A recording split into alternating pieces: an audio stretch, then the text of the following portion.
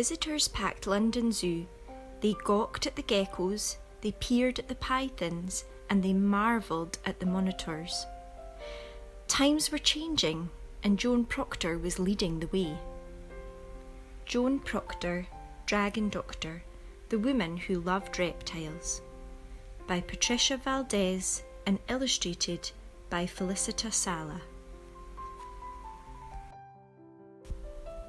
Back in the days of long skirts and afternoon teas, a little girl named Joan Proctor entertained the most unusual party guests.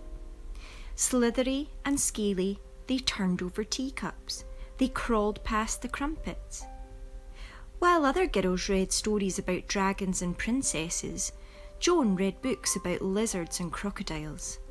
Instead of a favourite doll, a favourite lizard accompanied her wherever she went. Each day after school, Joan retreated to her bedroom where she studied lizards, snakes and turtles.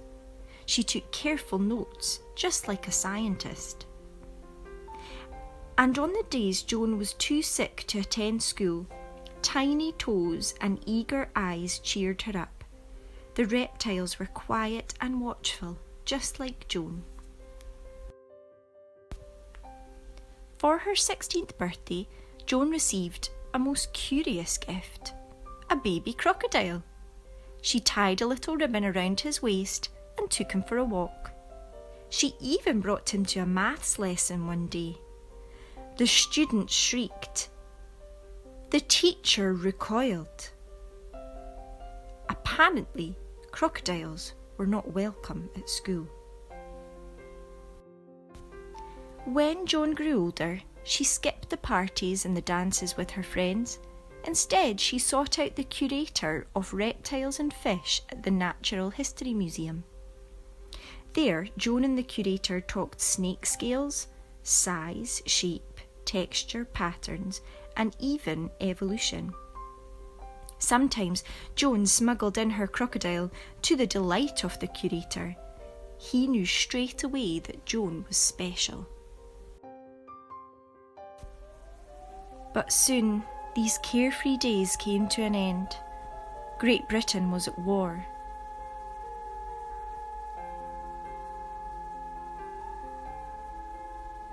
Women took up the jobs left behind by men, and the curator found himself short-staffed at the museum, so he hired Joan as his assistant. Joan flourished at the Natural History Museum. As a scientist, she surveyed the museum's vast collections and published research papers on pit vipers and pancake tortoises. As an artist, she created exquisite models and drawings for the reptile exhibits. When the curator retired, Joan took over. Men returning from war were surprised to find a woman in charge, but times were changing and Joan was leading the way. A few years later, London Zoo decided to replace its old, outdated reptile house. The zoo director asked Joan to design a new home for the animals. Joan knew exactly how to keep reptiles happy. She added elaborate lighting and state-of-the-art heaters that provided hot spots to keep the cold-blooded animals warm. She brought in plants and created artwork that mimicked each animal's natural environment. Joan took extra care designing one enclosure in particular. By this time, stories had emerged of a fierce, man-eating lizard with a long forked tongue living on the faraway Indonesian island of Komodo. It was rumoured to be 30 feet long, faster than a motor car, stronger than an ox, and they called it the Komodo dragon.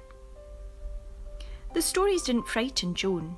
She dreamed of studying the dragons close up. On the opening day of the new reptile house, visitors packed the zoo. They gawked at the geckos. They peered at the pythons. And they marvelled at the monitors. But when they reached Joan's special enclosure, they gasped. 2 7-foot-long lizards stared back at them. Real-life dragons. Although the visitors were thrilled, Joan was concerned.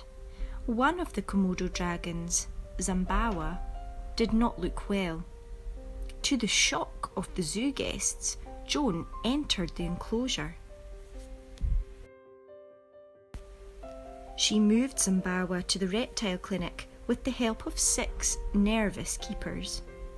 The dragon let Joan clean a sore in his mouth with no fuss at all.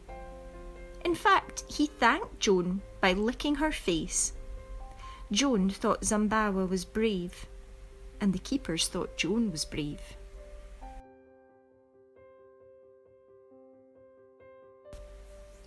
News of Joan and the Komodo dragon spread.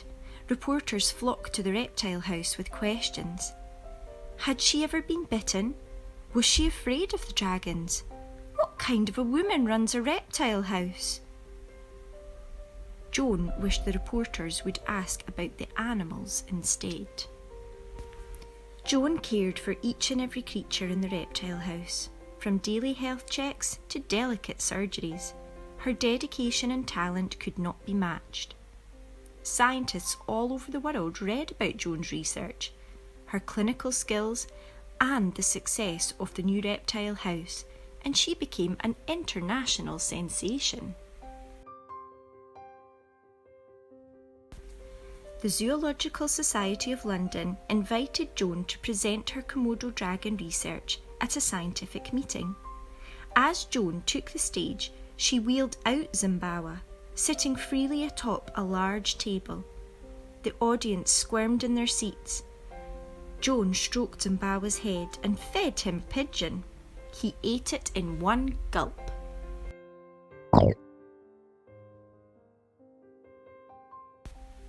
Zambawa wandered through the audience as Joan explained that the reports of Komodo dragons were greatly exaggerated. They could grow up to 10 feet, but not 30. They ran fast, but not as fast as a motor car, and they could be fierce, but they were mostly gentle. When Joan finished her presentation, Zambawa returned to her side and the audience erupted in applause. Joan's passion for reptiles never waned. For the rest of her life, she could be found walking or riding through the zoo with Zambawa by her side. And just like when she was a little girl, Joan often hosted children's tea parties at the reptile house with her scaly friends. Zambawa was the guest of honour.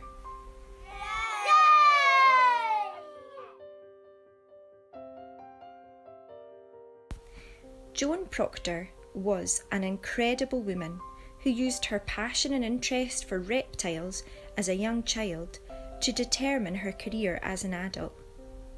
She was motivated to study and care for these creatures, and because of her determination and inquiring mind, she became an expert in her job. She was able to experience great opportunities, like working at the Natural History Museum and London Zoo. She also got to be close to amazing live animals every day, and other scientists greatly respected what she had to say. Joan probably didn't feel like she was working when she spent time with the dragons and other reptiles, because she loved doing it so much. Wouldn't it be great if you too could find a job that you enjoyed and had fun doing? What do you think that would look like? Please share your dream job with us on Facebook or through the school email. Then get thinking about how you can make it happen. Be the best you can be and you will achieve great things. If you'd like to hear a little bit more about Joan Proctor, then please keep listening. Otherwise, remember to stay home, stay safe, and look after one another.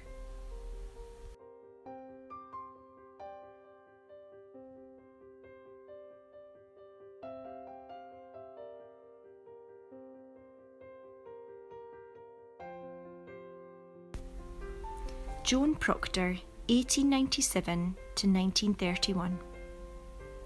Joan Proctor was born in 1897 in London to Joseph and Elizabeth Proctor. She began collecting lizards and snakes when she was 10. Her favourite pet was a large Dalmatian lizard. Joan attended St Paul's Girls' School in London, but due to an intestinal illness, she missed a lot of school. Still, Joan was a very bright student, and when she was 16 years old, she received a small crocodile as a gift. She brought the crocodile to school with her, much to the dismay of her maths teacher. Joan sought out Dr. George Bullinger, curator of the reptiles and fish at the Natural History Museum, then a part of the British Museum, when she needed an expert's advice concerning her reptiles. Dr. Bullinger was so impressed by Joan that he invited her to be his assistant after she finished school. This arrangement worked out well for Joan, since her poor health left her unable to go away to university. Joan excelled at the Natural History Museum, presenting her first scientific paper on pit vipers when she was only 19 years old. 4 years later, upon Dr. Bullinger's retirement, Joan took over his duties. She was a remarkable herpetologist. That's a scientist who studies amphibians and reptiles. Her knowledge of reptiles and her artistic abilities allowed her to create magnificent exhibits while she pursued her scientific research. Joan was appointed to the post of curator of reptiles at London Zoo in 1923. There, she designed the new reptile house, which featured the latest technology available to help maintain a stable environment for its inhabitants. Joan also included a reptile clinic in the design. She became well known for performing delicate surgeries on the eyes and mouths of dangerous animals, including crocodiles and pythons. Soon after joining London Zoo, Joan received exciting news from Dr. Malcolm Smith, a herpetologist at the Natural History Museum. 2 Komodo dragons were to be shipped to London Zoo. Little was known about the Komodo dragons at the time, other than rumours of their extreme size and vicious nature.